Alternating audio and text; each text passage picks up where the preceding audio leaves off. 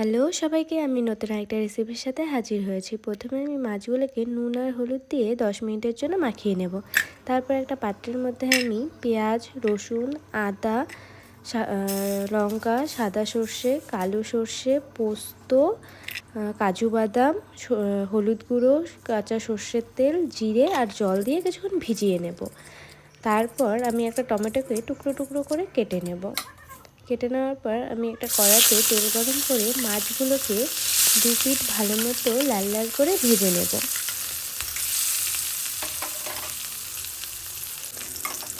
ভাজা হয়ে গেলে আমি মাছগুলোকে একটা পাত্রের মধ্যে তুলে নেব। আর আমি রান্নাটা ওই মাছ ভাজার তেলের মধ্যেই করব।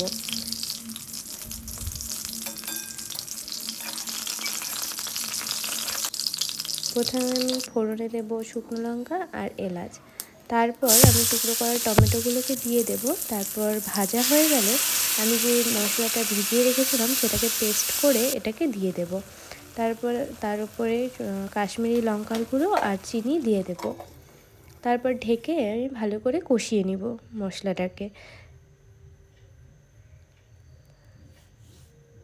কষানো হয়ে গেলে আমি এর মধ্যে জল দিয়ে দিব। জল দিয়েও আমি ঢেকে দেব যেন ঝোলটা ভালো মতো ফুটে যায়। ঝোলটা ফুটে এলে আমি তার মধ্যে মাছগুলোকে দিয়ে দিব।